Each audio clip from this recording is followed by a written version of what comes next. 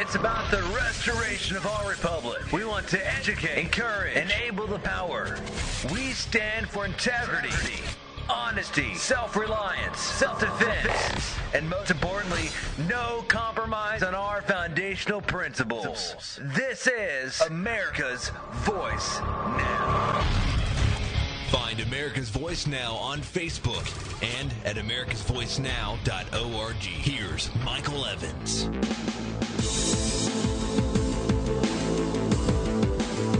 All right. We're back. You know, I feel like we're flying through these segments this morning. Maybe I had too much coffee. You're listening to America's Voice Now. My name is Michael Evans. I'm your host. We are looking this morning at, and we're in our third segment. It is December 2nd. We are in our third segment, and we're going to be talking about how the NSA is watching your online porn habits, as well as your online surfing habits, as well as your social media habits, as well as your spending habits, as well as where you're utilizing your credit cards habits. All the habits that you have, they're building dossiers on. And they're using that to create a database of ways in which they can subvert and coerce you to do their bidding. There's a report out on The Blaze and on the Huffington Post over the weekend that, Snowden has dropped another bomb here, another bombshell. Top secret document reveals that the NSA spied on porn habits as part of a plan to discredit radicalizers. Now, the examples that they give here are from individuals who were supposedly religious zealots under, the doctrine of terrorism. But the truth of the matter is, let me tell you something. Don't give 1 second's worth of thought to the idea that they are not doing this on ordinary Americans as well. They are. In fact, there's an article out this morning about how in Australia they were actually selling the data from Australians and not stripping out the metadata, including to the United States. I mean, they say, well, you can trust us with all of this data because we wouldn't use it against you. Let me tell you something. If you believe that, you're really dumb. Really. Think about it. Why does the government need all of this data about you? What can they do with it? What will they do with it? Well, I can tell you this. Nothing good will come from the government building this kind of a database on every American. The truth is, if you believe that I'm wrong, then I'm challenging you, and I've had this challenge as a wide-open challenge. I will pay you $100. I will pay you $100 if you can send me a legitimate, well-reasoned excuse for why, or reason for where this is going to benefit you personally. In other words, I want you, if you believe that this is wrong, that this positioning is completely erroneous, if you think I'm wrong, this is an open standing challenge, and I've had it out there for probably almost a year by now. If you believe that the government is going to use all of this data they're collecting about your finances, about your internet surfing, about all of your telephone calls, about all of your emails, about all of your IRS and financial transactions, about all your credit card purchases, about where you go and how you go about it and what you're saying on the web and what your social media is. Find me one example of how you personally can benefit because government has all this information on you. It's got to be a legitimate benefit. If you're right, I'll pay you $100. I'm telling you right now, I've had this thing open for almost a year, and I've not gotten a single email that justifies it. You know why? Because there isn't one. This is the safest bet I've ever made. If I could go and make a bet like this in Vegas, I would bet this 1,000 times a day, and I'd be a very, very wealthy man. Nothing can come from this kind of information being built up about you. The NSA has been gathering records of the online sexual activity and evidence of visits to pornographic websites as part of a proposed plan to harm the reputation of those whom the agency believes are radicalizing others through, Listen, incendiary speeches.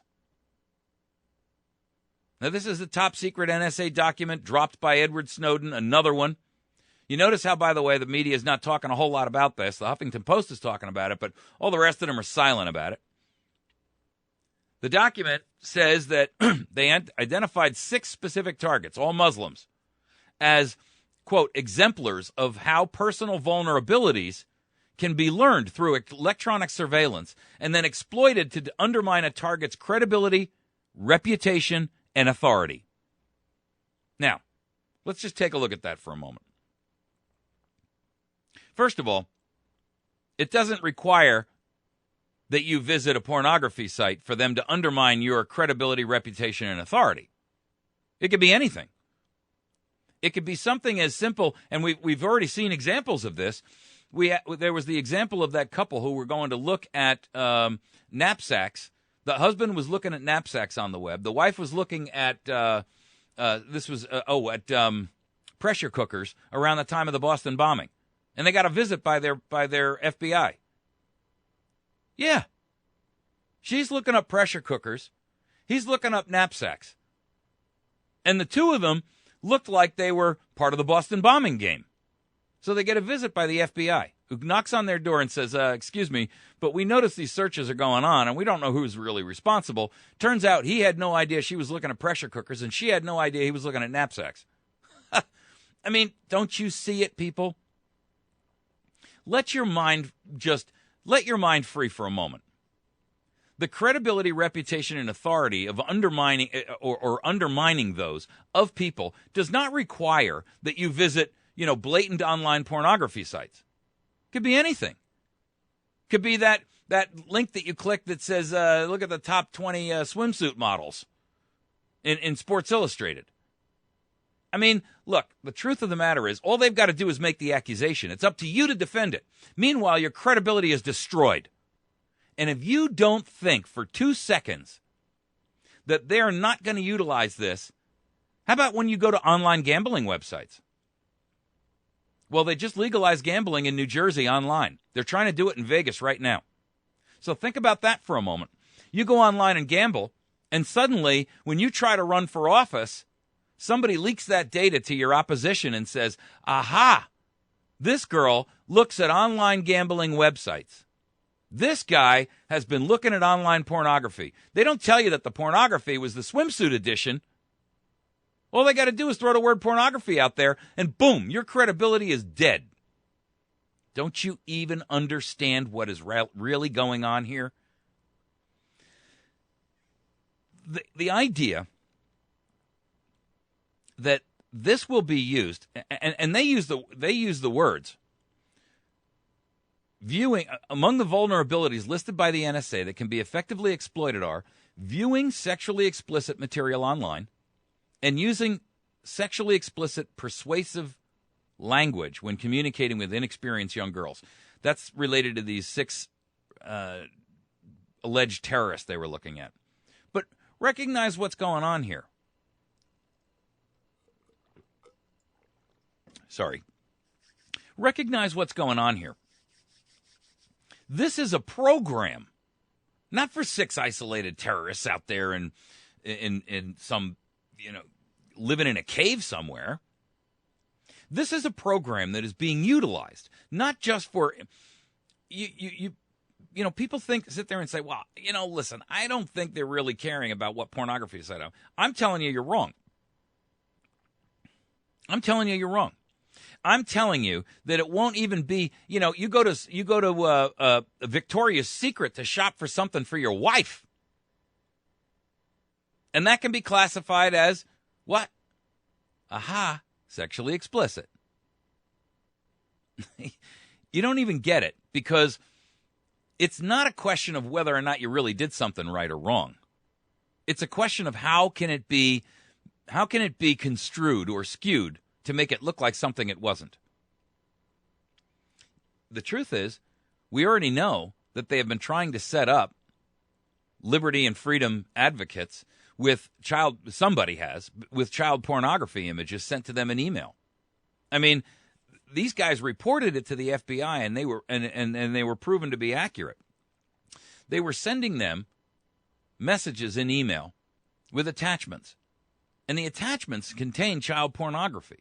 And if they'd opened those attachments, it would have imprinted that image on their hard drive, and then they could call up the police and say, go look over there at so-and-so's hard drive, and you'll find child pornography there. Don't you see what's going on, folks? Every person who is under the auspices of the government is being categorized, profiled, set up. And this way, when you are the kind of person who they feel is a threat because you are effective at saying, hey, something's wrong here, they got a way to get you down. They got a way to drag you down, to kill your credibility, to kill your reputation, to kill any authority that you may have within your circle of influence. And that doesn't matter whether that circle of influence, again, it's 5 people or 5 million. The truth of the matter is, they are talking about a program, and the program actually has a name. So the problem here is that if the program has actually been given a name, and this program is being used as on a routine basis, and you think they're only applying it to Islamic terrorists, you're really stupid. Think about it for a minute. There's a guy named Jaffer who's the deputy legal director for the American Civil Liberties Union, and he says these revelations give rise to serious concerns about abuse. You know, I'm tired of that politically correct language. I have deep concerns. I have serious concerns. I am concerned. I'm not concerned. I'm outraged and I'm scared, and you should be too. Quote, it's important to remember that the NSA's surveillance activities are anything but narrowly focused. The agency is collecting massive amounts of sensitive information about virtually everyone. Wherever you are, the NSA's databases store information about your political views, your medical history, your intimate relationships, and your activities online. The NSA says this personal information won't be abused, but these documents show that the NSA probably defines abuse very narrowly. You see, the truth is, and by the way, one of these people was identified as a U.S. person, one of these 6 alleged, people involved in terror plots. And by the way, not a single one of them was accused of terrorism. None of these individuals targeted by the NSA is accused of being involved in terror plots. So, don't you see it? You don't have to actually be, involved in a terror plot to come under their radar. And it does define one of these people as a U.S. person.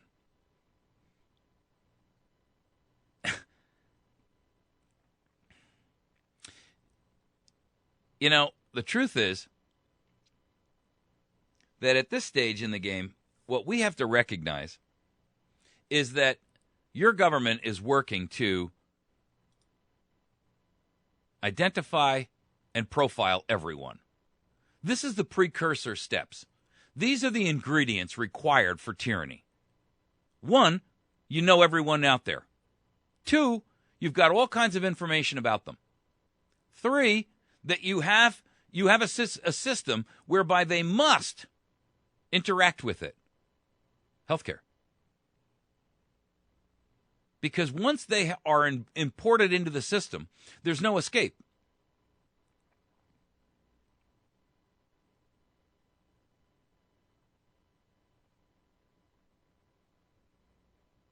The truth is,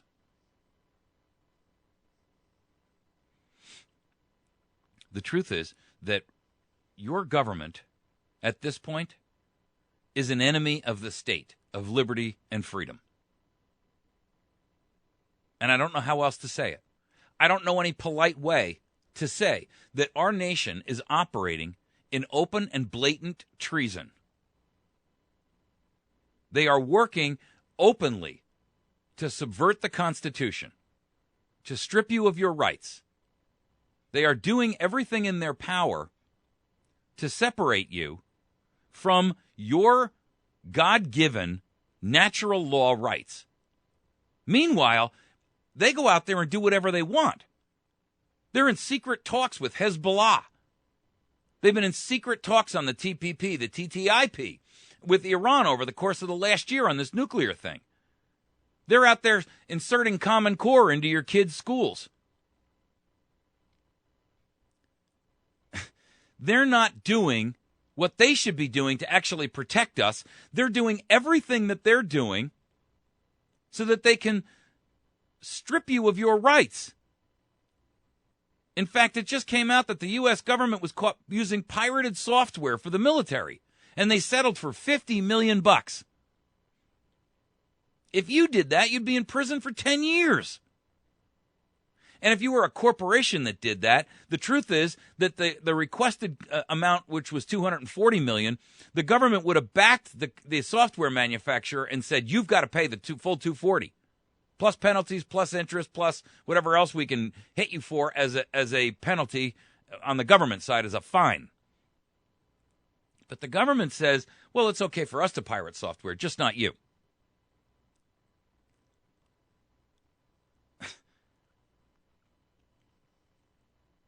Man, the pot is boiling, ladies and gentlemen. And you are apparently swimming around in abject bliss, not aware of the danger that you're in. But your blood is about to boil, and you will shortly be cooked. If the Nazis, if the Stasis, if the Kremlin, if Mao and his ilk and the Chinese had the kind of technology that we have today, they might have been successful.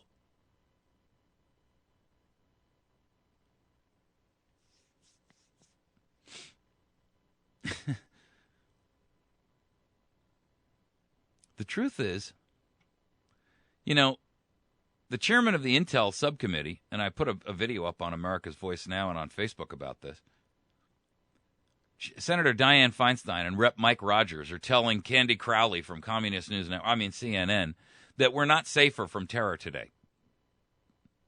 The truth be known, the only terrorists you need to fear are those based in Washington, D.C., with the name like Feinstein, Mike Rogers, Chuck Schumer, Jolly Rangel, Barack Obama, John Boehner, John McCain. You already know who the players are. They're traitors and treasonists because they're not interested in protecting you. They're not interested in doing what's right.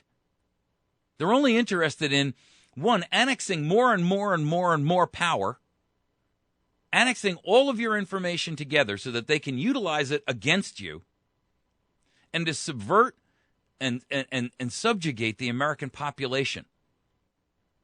They're okay with your being propagandized by the media. In fact, they participate in it every day. It's open. It's blatant. They're not even trying to hide it anymore, ladies and gentlemen. They no longer even care if you know. In South Carolina, the police are using something called a tower dump. And this is basically an antenna that they put up on a cell tower. And they're granted access to thousands of cell phone users' data. So it's a tower dump. Basically, they put out every cell phone that drives through the coverage range of this thing, all their call, text, and data transmissions are captured by this device. Search warrants are then obtained, basically utilizing that information. Now, they say, well, it's interesting. You got to hear their arguments. The police must obtain and present a search warrant to cell providers in order to access the data. The amount of information gathered, especially on those not suspected of a crime, however, presents a clear constitutional violation. In other words, they're gathering this information on everyone, but they're really only after one person who may or may not have committed a crime. And their excuse is that they can hold on to it indefinitely.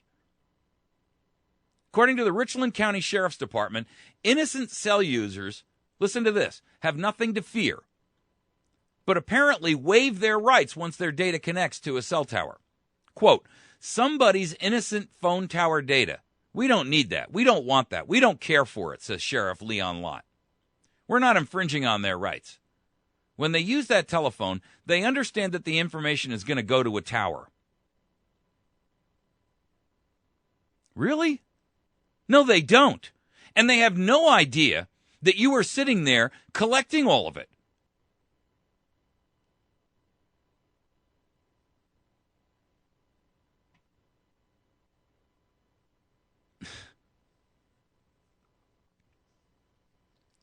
Here's what they do.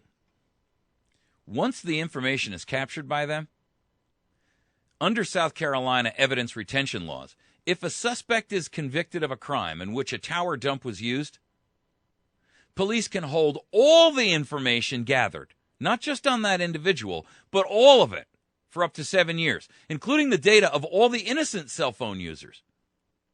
So basically, all they've got to do is utilize these cell tower dumps to gather more and more and more data on you. And if they solve one crime, they can say, well, listen, in the month of November, we captured all this data, and we did solve a crime with it. We caught a guy, who had robbed a grocery store. So we get to keep the whole month's worth of information on the literally hundreds, thousands, millions of users whose information we gathered. Ladies and gentlemen, don't you see 1984 growing up right in front of your face? That's essentially where we are. 1984. The Total Access Surveillance Network. Everything you do is monitored. Everything you do is surveilled. You're watched. You're profiled. You're compartmentalized. And then the information can and will be used against you in any court of law or other way in which they choose to manipulate and coerce you. You don't think for a minute that if they want to shut somebody down, they're going to actually go to a court with this pornography that they or their habits online of going to read swimsuit Sports Illustrated swimsuit edition, do you? No. They're going to go out there and they're just going to send out some information to somebody to utilize as a discredit. It's called leaking. It's picked up by the guy who's trying to run for office by his opposition, and they put it out there as if, and they don't even have to make it a fact. All they got to do is basically say, hey, it's out there, and leave him to defend himself, or her to defend herself. See, we've now gone into this position where we're looking at politics and those people who are fighting for our liberty as the enemies of the state, when in fact it's the other way around. All right, we're going to take a break. When we return, we're going to tackle our fourth and final topic, Afghanistan and the rules of engagement. When you hear these people under the new Afghanistan agreement, you're going to be stunned. It's unbelievable. Email me about any of our news topics, anything we talk about on the program. I want to hear your feedback. Mike@americasvoicenow.org. We'll be right back.